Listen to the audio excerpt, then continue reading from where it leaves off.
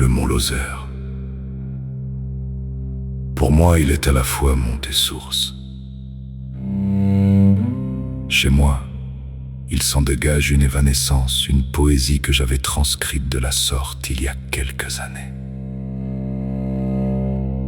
Suivant les traces marquées de vieux rimailleurs, j'ai parcouru à pied les chemins du Lozère. Toujours je reviens, si mes vers riment ailleurs. Ressens comme moi, l'ami, si tu l'oses, erre. Sous la neige immaculée de secrets hivers, découvre des gens les mystères isiaques. Peut-être saisiras-tu de cet univers l'enivrant parfum, onde paradisiaque. Ciselé dans la pierre par Marie Durand, ici résonne encore l'appel hérétique. Ce cri abscon est résister ta vie durant. Cette laconique flânerie poétique, au mi-temps des effluves marqués du genêt, agace ma plume trouvère. Et le genêt. Le genêt sur la pierre, le parfum du genêt guide nos pas.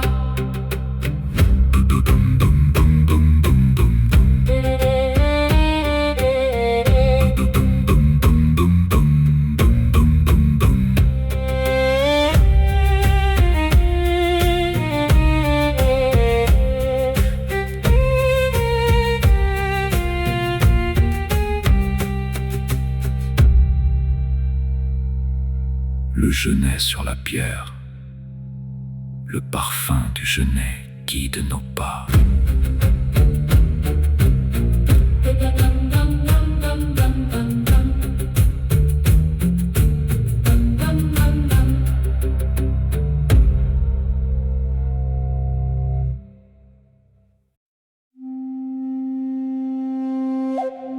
« 4h05.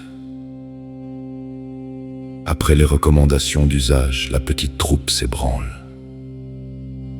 Dans ma tête résonnent encore les mots de ma mémé née au lobby sur l'autre versant du mont Lozère en 1889 et décédée en 1970.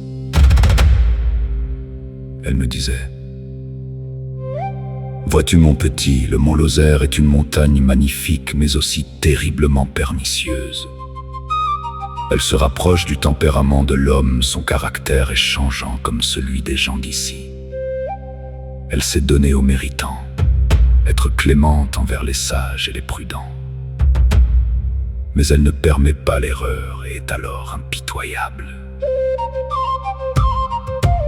Je quittais la station avec une joie nouvelle. Ici, je connais chaque pierre. Ici, plus qu'ailleurs, je suis reconnaissant à chaque grain de sable, chaque particule de terre de bien vouloir me porter aussi légèrement qu'ils ont bien voulu soutenir mes aïeux. Ici, les arbres me sont familiers. Certains ont été plantés par mon pépé. Ici se trouve mon sanctuaire et je me sais protégé.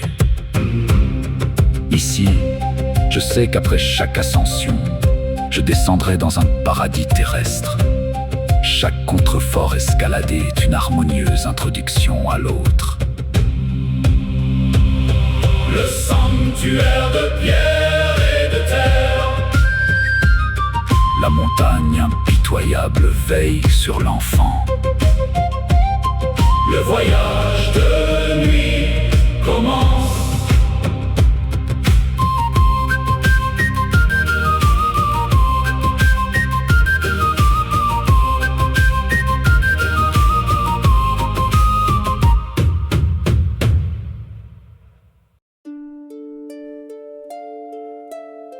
La montée sur le Finiel se fait d'un bon rythme.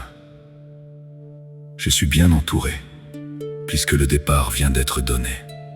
Mais je suis déjà seul, et j'ai encore l'impression de savourer cette solitude en vous la décrivant. Je prends encore le temps de soulever mes yeux vers les étoiles. En plein air, la nuit n'est plus un temps mortel ni monotone. Elle s'écoule, légère parmi les astres, la rosée et le parfum. Elle marque tellement mieux les changements et la naissance de la nature. Ce qui dort ici ne semble pas mort, ce qui dort ici sommeille. Un sommeil sans pesanteur et vivant. J'adore courir la nuit. Je peux entendre le moindre bruit, la moindre respiration, le moindre souffle profond et libre. Lorsqu'elle se repose, la nature remue et sourit. À chaque virage, derrière chaque rocher, je m'attends à retrouver soit le dieu celte Gargan qui inspire à Rabelais, soit la fade du Tarn qui protégea Florac des routiers. Je vais ici, brièvement, vous conter l'histoire. Lorsque le connétable du Guesclin rendit son dernier soupir à la Bitarelle près de Châteauneuf de Randon, il laissa ses mercenaires, les routiers, sans chef et sans revenu.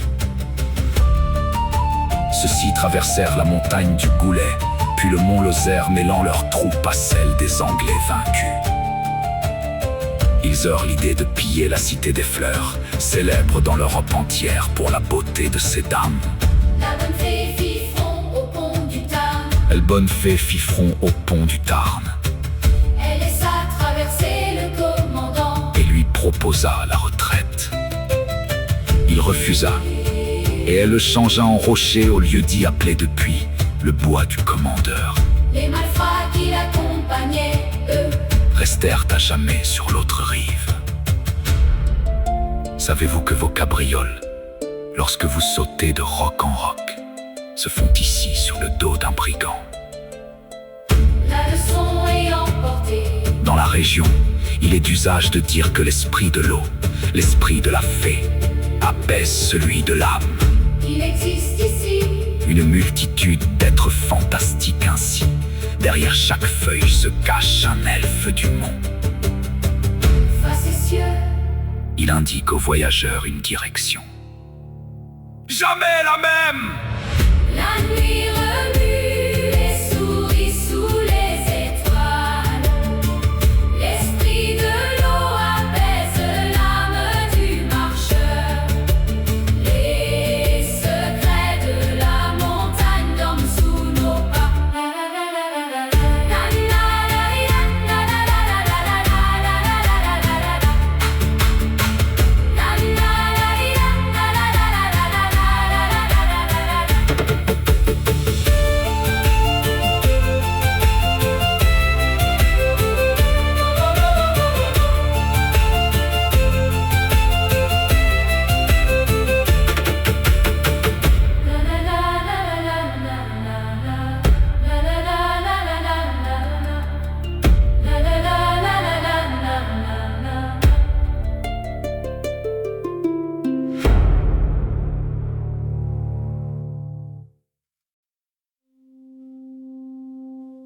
Le sommet est atteint. 4 kilomètres en 38 minutes. Pour rejoindre la route des crêtes, nous filons à travers la prairie sur un sol moussu, élastique et odorant. La piste est là maintenant, nous la suivons. La route des crêtes est le pendant de la route des chômeurs qui se trouve de l'autre côté de la montagne.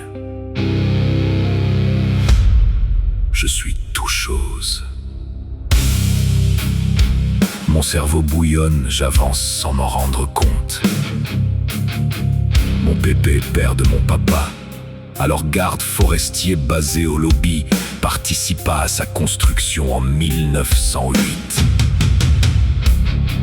Il surveillait le tracé et employait la main-d'œuvre locale. C'est ici qu'il devait rencontrer ma mémé.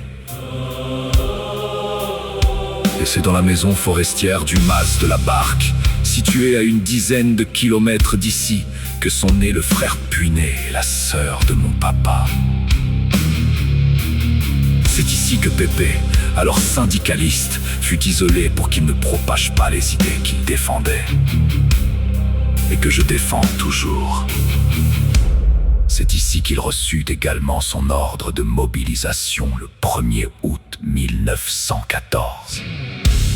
Sur la route des crêtes, le sang de mes aïeux, les idées de Pépé résonnent dans le vent.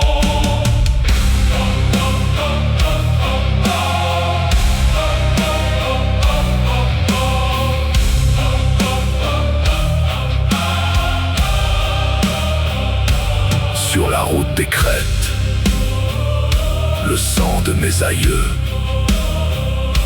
les idées de Pépé résonnent dans le vent.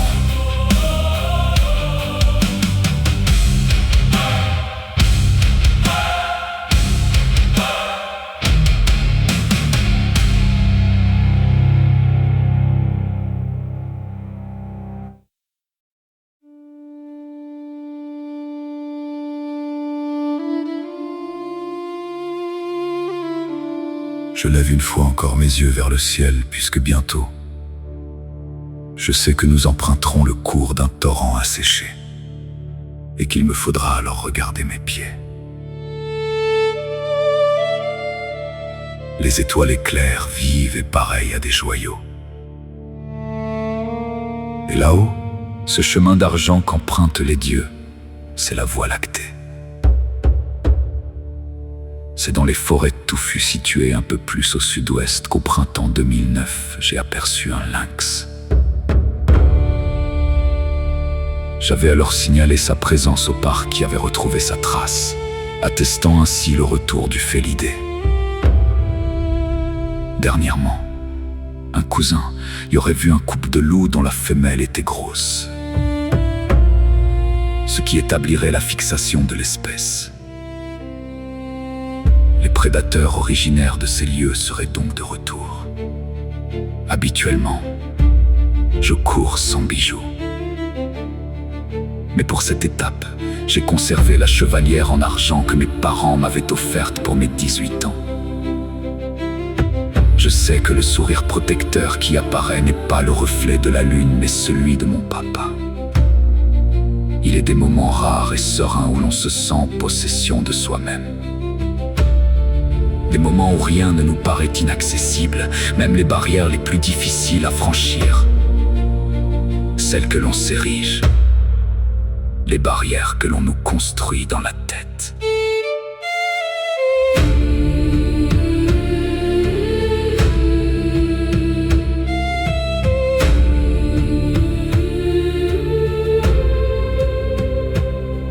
Le reflet de papa sur l'argent de la nuit, courir libre sous la Voie lactée.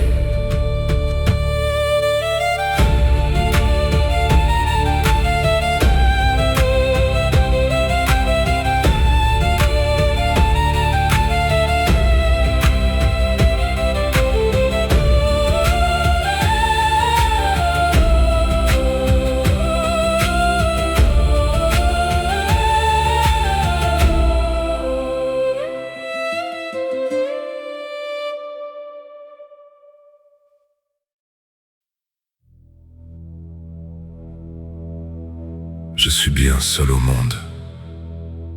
Et pourtant je prends aussi conscience d'un manque. Je souhaiterais tellement partager ce moment avec toi.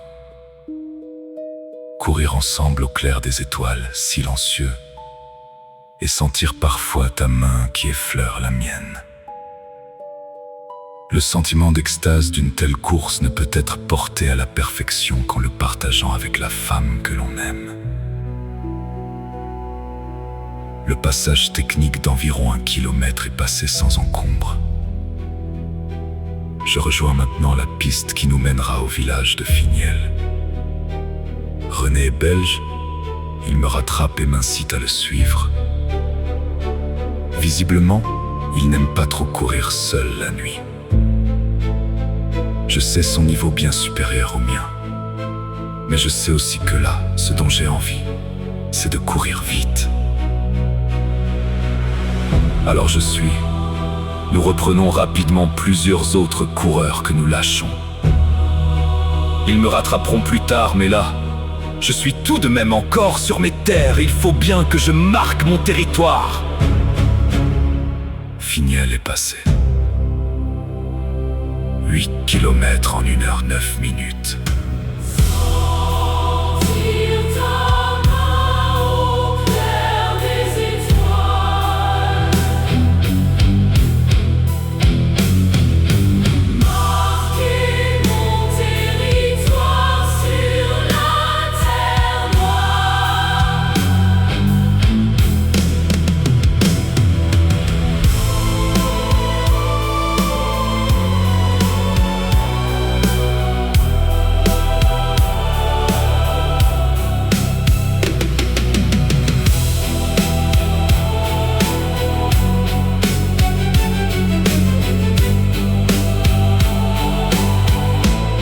sur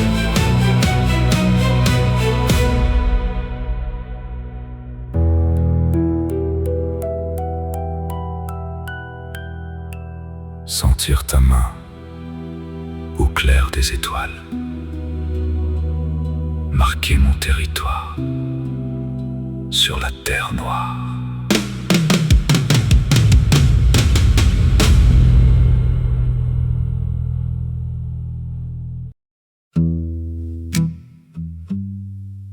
Une petite anecdote amusante sur Finiel.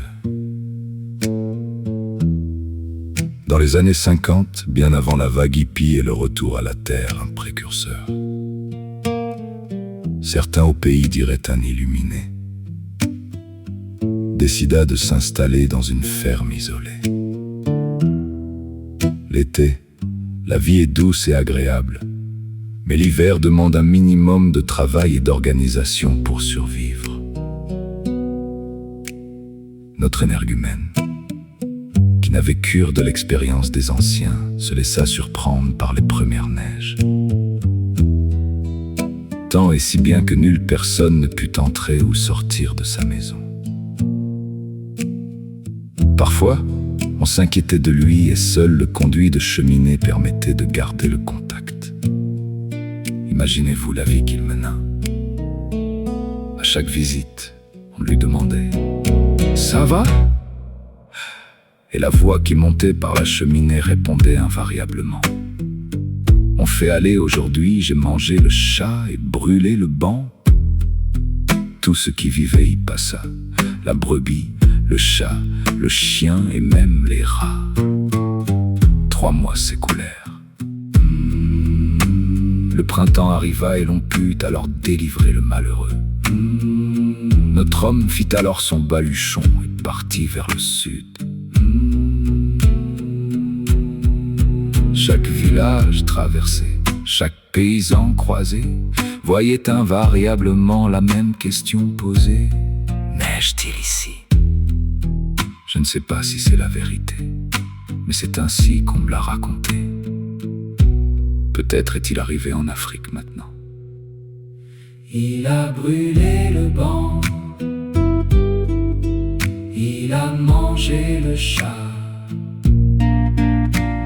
Le vent d'hiver souffle sur la cheminée.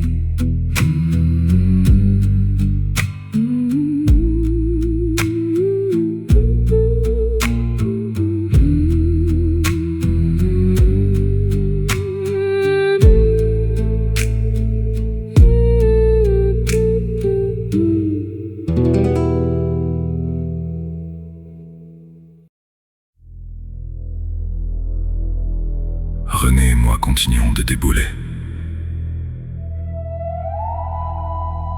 La descente fut pour moi comme un rêve tant elle s'accomplit rapidement. Il y a une heure émouvante lorsque le coq chante pour la première fois. Il n'annonce pas encore l'aurore, mais il accélère un peu le cours de la nuit. J'aime cette heure où les yeux encore embrumés contemplent la magnificence de la nuit. Souvent, la beauté impressionne alors qu'ici, on la vit. Je veux ce moment pour moi seul. J'encourage donc René à rattraper la frontale que nous avons aperçue à l'orée de ce champ et laisse partir mon compagnon d'un instant. Je passe Riemal et quitte la piste pour emprunter un monotrace. Comme l'année dernière, je perds un moment le balisage. Mais je connais mes terres et je sais que si je longe ce champ sur ses deux côtés, je retrouverai le petit chemin assez technique qui me mènera au pont de Montverte. J'avais prévu d'arriver au premier ravitaillement entre de 5h59 et 6h20. Malgré les 10 minutes de retard prises au départ, je sais que j'arriverai en avance. J'appelle Estelle, mais le portable ne passe pas. Voici déjà les premières maisons de la localité. Je rate donc ma partenaire et je dois laisser mes lampes au bon soin des bénévoles. La petite route qui descend jusqu'au célèbre pont me permet d'enregistrer sur le dictaphone de mon portable mes différentes impressions ou émotions. La nuit s'achève sur le monotrace, le chant du coq Appelle le matin. La nuit s'achève sur le monotrace, le chant du coq. Appelle le matin. La nuit s'achève.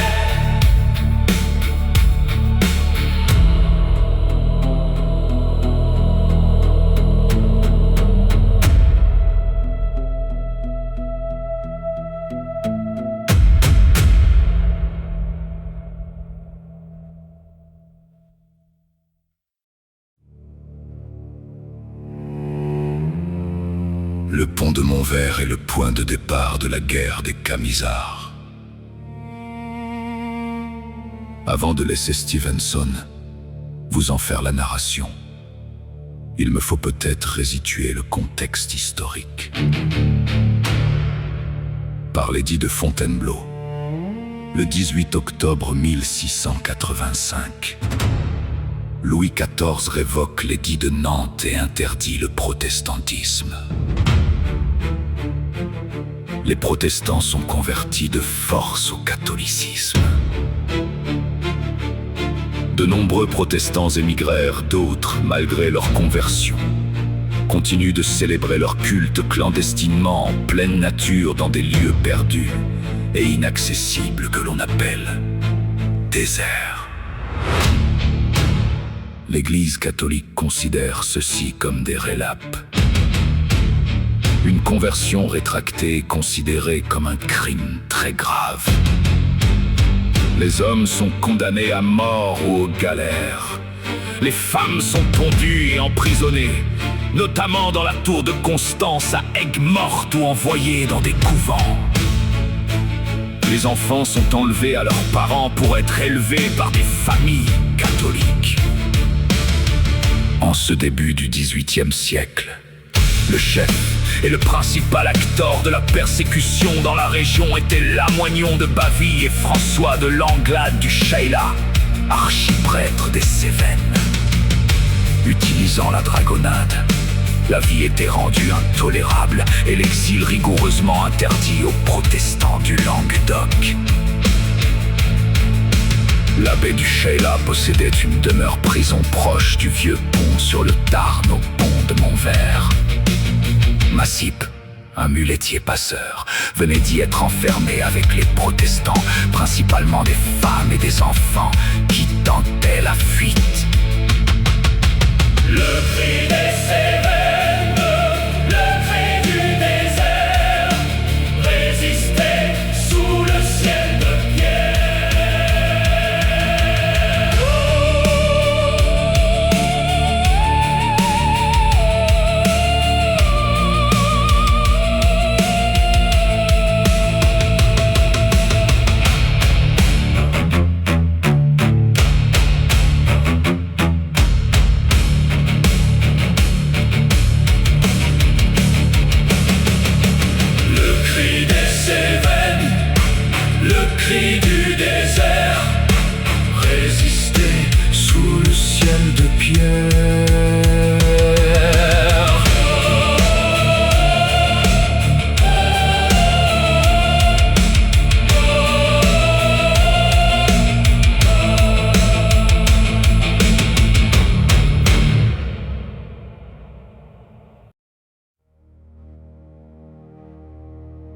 Stevenson raconte la suite de l'histoire de la sorte.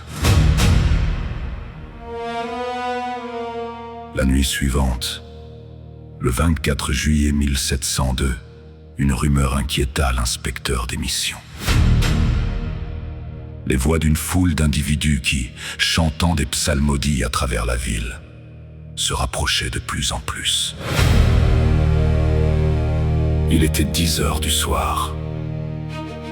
Du Shaila avait sa petite cour autour de lui, prêtres, soldats et domestiques, au nombre de 12 ou 15. Les chanteurs de psaumes étaient déjà à la porte, 50 costauds, conduits par Séguier l'inspiré et respirant le carnage. À leur sommation, l'archiprêtre répondit en bon vieux persécuteur. Il ordonna à sa garnison de faire feu sur la populace. Un camisard tomba sous la décharge de mousqueterie. Ses camarades se ruèrent contre la porte, armés de haches et de poutres, parcoururent le rez-de-chaussée de la maison, libérèrent les prisonniers et, trouvant l'un d'eux dans la vigne, l'engin de torture, redoublèrent de fureur contre du Shaila. Enfant de Dieu, arrêtez, s'écria le prophète, brûlons la maison avec le prêtre et les acolytes de Baal. L'incendie se propagea rapidement. Par une lucarne du grenier, du Shaila et ses hommes, au moyen de draps de lit noués bout à bout, descendirent dans le jardin. Quelques-uns s'échappèrent en traversant la rivière à la nage, sous les balles des insurgés. Mais l'archiprêtre tomba, se cassa une jambe et ne put que ramper jusqu'à une haie. Un à un, les camisards, Séguier en tête, s'approchèrent de lui et le frappèrent de coups de poignard. Cette guerre, la plus cruelle qui fut, prendra fin en octobre 1704, mais des troubles sporadiques dureront jusqu'en 1710. Elles auraient fait plus de 14 000 morts. Les persécutions du royaume de France contre les protestants cesseront définitivement le 7 novembre 1787 par l'édit de Versailles. Le feu s'acharne, le sang coule sur le tas, 14 000 morts sous le ciel des Cévennes.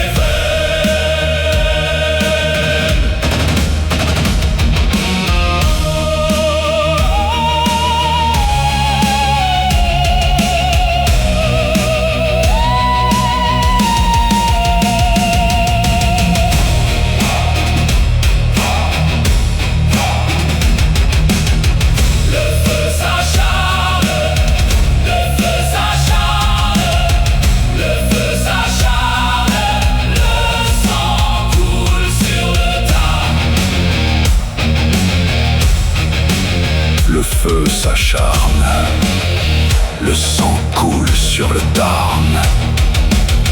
14 000 morts sous le ciel des Cévennes.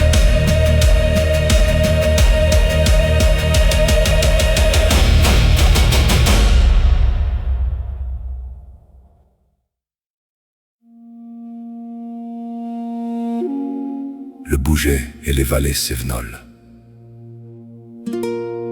La Mimante, la vallée française, la vallée borgne. Je passe le pont et je m'engage dans un chemin que je connais bien. Ce chemin nous amène par un sentier muletier assez rude sur les premiers contreforts du Bougès. C'est un de ceux qui me permet de travailler les côtes longues et relativement techniques, tant en montée que lors de la descente. Mon terrain de jeu habituel s'arrête ici. Je regardais vers le haut de la côte, 200 mètres au-dessus de moi. L'aurore empourprait d'une large bande rose le sommet de la montagne du Bougès. Pendant près de 2 kilomètres, je marche rapidement sur le plateau du champ de l'Hermette. Quelques coureurs me passent, mais je ne suis pas inquiet. Contrairement à l'année dernière, mes pieds sont dans un relativement bon état. La bande rose s'éveille sur le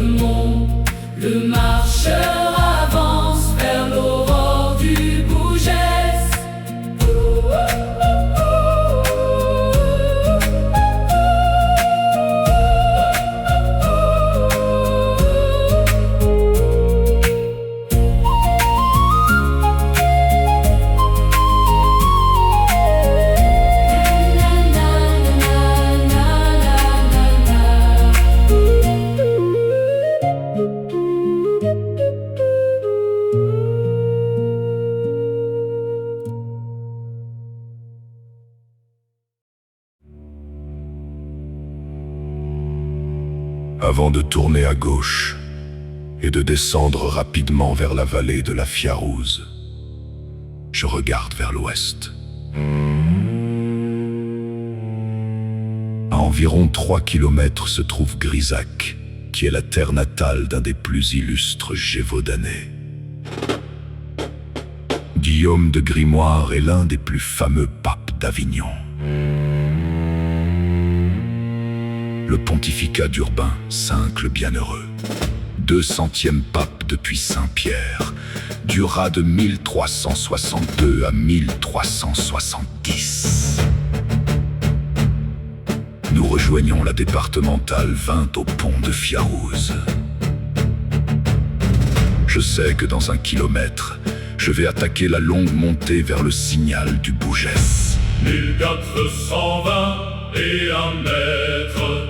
400 mètres de grimpette en moins de 4 kilomètres. Marcher sur le plateau m'a bien reposé. C'est donc en bonne forme que je traverse le hameau Champlon de Bouge avant d'arriver au col de la Planète. Urbain le Bienheureux sur la terre de pierre. Le signal approche sous les pas du coureur.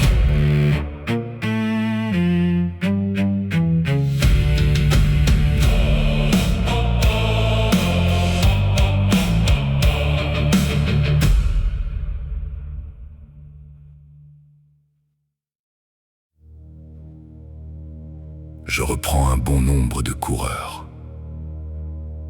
Il est prévu un aller-retour de 3,8 km au signal du Bougès. 24e kilomètre, que je passerai après 3h27 de course. Je ne prendrai pas le temps d'admirer le point de vue, pressé que je suis d'attaquer les 12 km de descente vers la gare de Cassagna. Nous traversons la forêt domaniale du Bouget plein sud en suivant le GR 72 par un bon sentier forestier puis par une petite route. Nous bifurquons sur la droite au col de Pouliot en empruntant un temps le chemin d'exploitation du hameau de Chavanon. Une épingle à cheveux nous ramène vers le sud et nous surplombons le ravin de Poumas. Je suis surpris de rencontrer des moutons non gardés en pleine forêt. Il y a là un joli garde-manger pour les loups, lorsqu'ils arriveront dans les Cévennes. Le signal du Bougès, sous le vent des crêtes. 12 kilomètres de descente. Dans la forêt.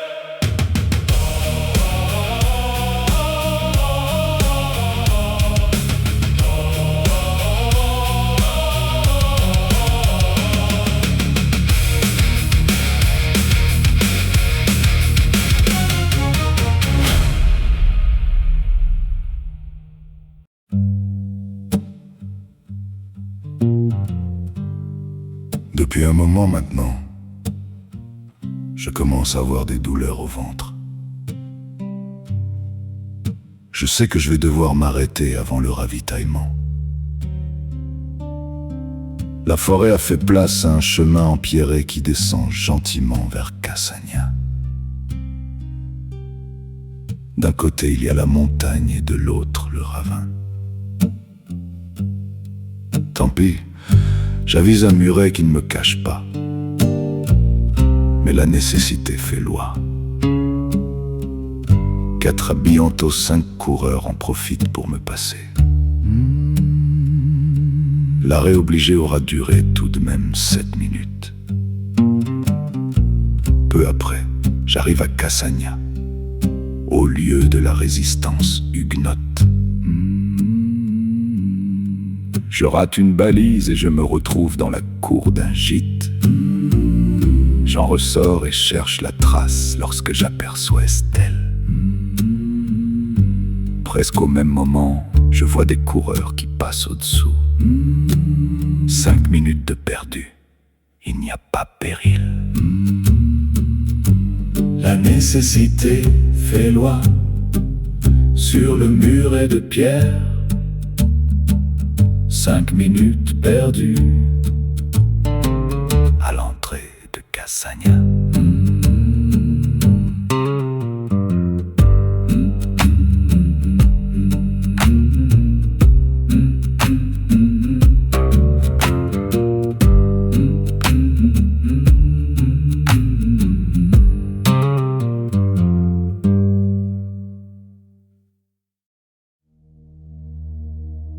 Je demande à ma partenaire de m'attendre à la gare qui ne doit pas se trouver à plus de 2 ou 3 kilomètres. Je traverse la nationale 106 par une passerelle. Il nous faut alors emprunter un chemin sur un peu plus de 1000 mètres pour atteindre la gare et son ravitaillement. 4h57 minutes de course pour 36 kilomètres. J'ai presque 20 minutes d'avance sur le meilleur horaire de mes prévisions. Je n'ai pas faim et ne mange pas. Estelle récupère mes lampes auprès de la bénévole qui me les avait gardées au pont de Montvert. Je repars en remontant le même chemin. Nous longeons la rivière Mimante en empruntant la vieille voie de chemin de fer sur près de 3 kilomètres. 36 kilomètres à la vieille gare. La Mimante guide les pas vers la suite du voyage.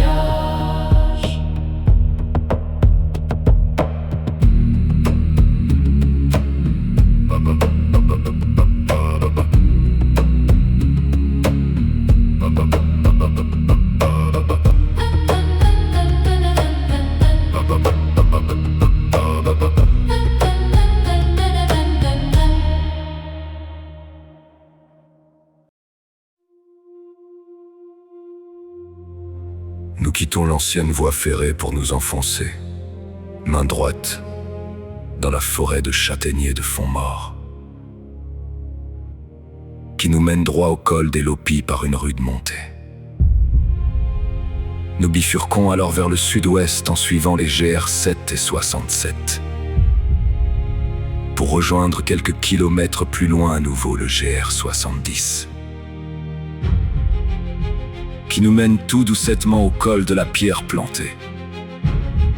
Un petit raidillon, puis le chemin plonge par un chemin schisteux vers Saint-Germain-de-Calbert et la vallée française. Le soleil commence à chauffer. Je ressens des échauffements sous mes pieds. Je téléphone à Estelle pour qu'elle me prépare mes Brooks, une nouvelle paire de chaussettes et de quoi remplir ma poche à eau. Je m'arrête plus de 10 minutes, mais je ne pense pas à manger. J'enlève mes manchons de contention et mes manchettes. Les 53 kilomètres ont été parcourus en 7h50 et 1 minute. Pile poil le meilleur temps de mes prévisions.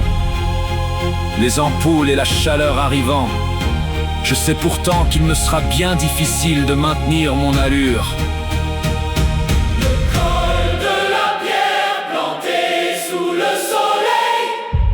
7h50 et 1 minute de course.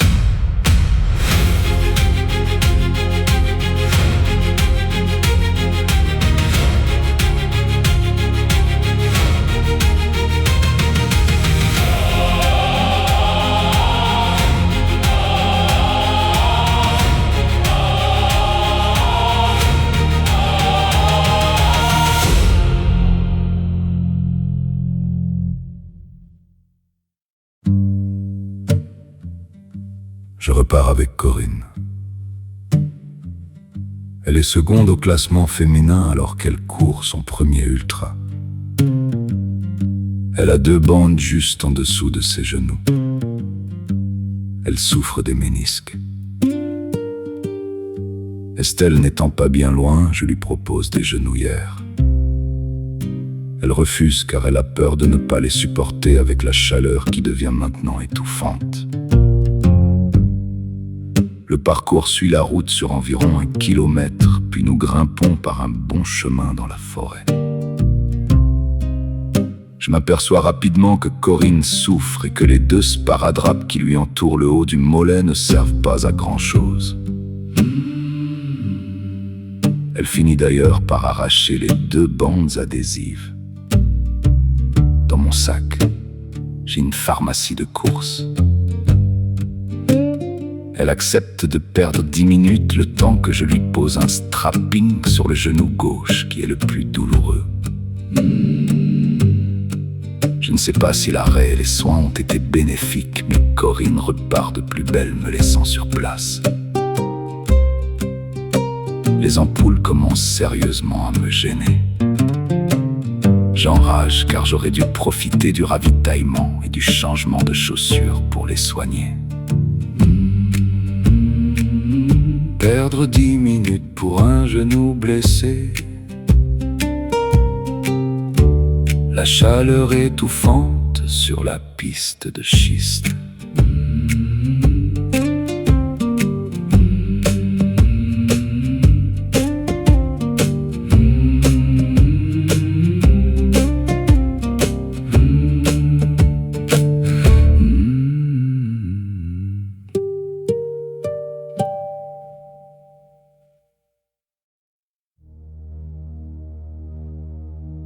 Pendant près de 4 kilomètres, la piste surplombe la D984, que nous emprunterons sur 500 mètres avant de traverser le Gardon. Nous sommes maintenant sur l'autre rive et nous surplombons la rivière. Je rate le chemin qui descend au plus court et c'est par une petite route que j'arrive finalement à Saint-Étienne, vallée française. J'y retrouve Estelle. À peine le temps de boire que je repars à l'ascension du col de Saint-Pierre. Mis à part les 2 ampoules sous chaque pied, je me sens bien et j'attaque la grimpette d'un bon pas. Je rattrape aisément les coureurs qui m'avaient doublé lors de mon petit détour. D'abord 2 genoux qui ne faisaient que la dernière étape, puis un coureur anglais dont je ne me souviens plus du prénom. Devant moi, il y a maintenant Elisabeth et Martine. Je reviens rapidement sur Elisabeth, mais Martine, étonnamment fraîche, maintient l'écart. On va voir ce que l'on va voir, me dis-je, et je redouble d'ardeur, appuyant encore plus sur les bâtons. On sort un moment de la forêt et l'on marche alors sur du schiste. Je suffoque sous les chaleurs combinées de l'ardoise et du soleil. Mes pieds marinent et demandent grâce. Je reste spectateur de ma défaite. Martine s'envole, Elisabeth et l'anglais reviennent. Même les 2 petits jeunes qui me paraissaient à la dérive se rapprochent. Plus grave, je sens la tête qui tourne, des cercles blancs apparaissent sur ma vision. Quelle cloche! Je réalise que je n'ai rien mangé depuis le pont de mon verre. 8 heures de course et 50 kilomètres sans nourriture. Il y a des baffes qui se perdent. 8 heures de course et 50 kilomètres sans nourriture. Il y a des baffes qui se perdent. 8 heures de course et 50 kilomètres sans manger. Les cercles blancs devant les yeux, sous le soleil du Gardon.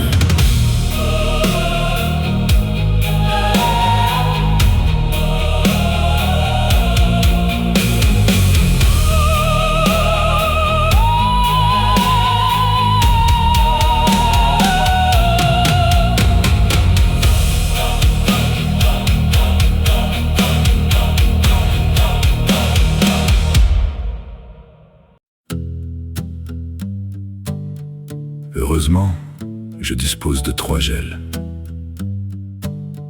Je les avale, bois une grande gorgée.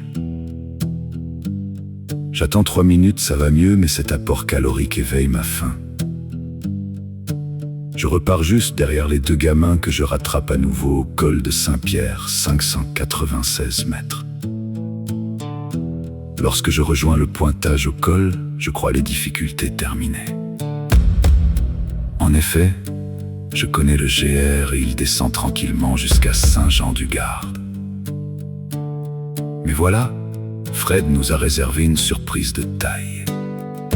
En fait, c'était bien indiqué sur la carte fournie, mais j'étais tellement persuadé que le parcours était le même qu'en 2012 que je n'y avais pas prêté attention. J'apprends qu'il nous faut gravir le signal de Saint-Pierre situé 100 mètres plus haut. Et continuer encore 2 kilomètres sur la ligne de crête avant de redescendre sur Saint-Jean-du-Gard par un autre chemin que le GR. Avant de repartir, je quémande à notre pointeuse quelques abricots secs pour calmer un peu ma faim. 3 gels avalés et la faim au ventre. La surprise de Fred au col de Saint-Pierre.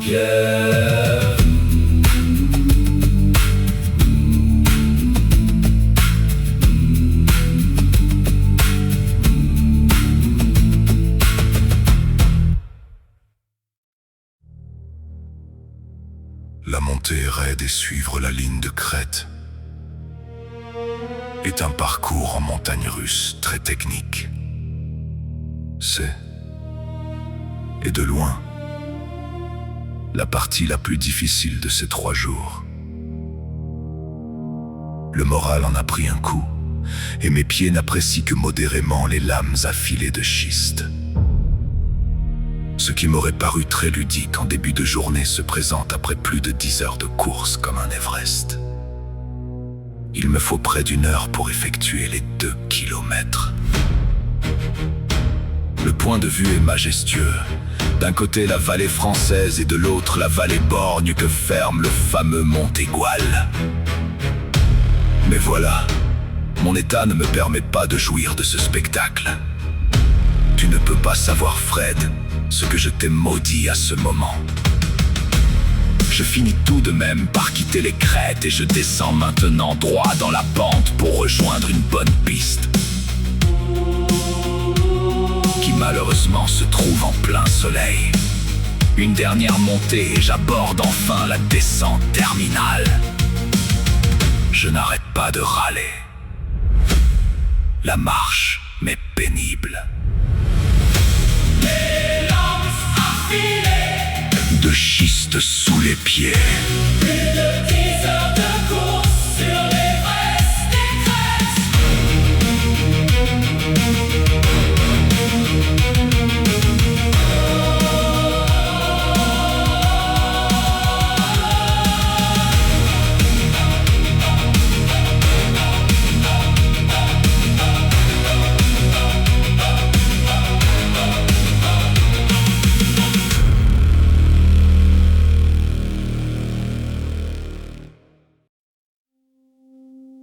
Je ne sais pas pourquoi, mais il me revient un souvenir d'enfance. C'était à Savines-le-Lac. J'ai 5 ans et je suis en colonie de vacances. Je me souviens même du surnom de ma monitrice d'alors, Yo-Yo, probablement Yolande. Aux yeux du petit garçon que j'étais, la promenade me paraissait longue. Je n'arrête pas de me plaindre comme je sais encore si bien le faire. J'en peux plus, je peux plus marcher. Bref, la mauvaise tête quoi. Et Yo-Yo de me dire, tu ne peux plus marcher, bien court. Aussi surprenant que cela puisse paraître, j'étais reparti en courant. Aux mêmes mots, les mêmes remèdes. Et je déboule dans Saint-Jean-du-Gard à plus de 15 km/h pour franchir la ligne d'arrivée. En 12h40 et 1 minute 38 secondes. Mes prévisions tablaient sur un temps final compris entre 12h30 minutes et 14h37 minutes. Tu ne peux plus marcher et bien court. 12h41 minutes au bout de l'effort.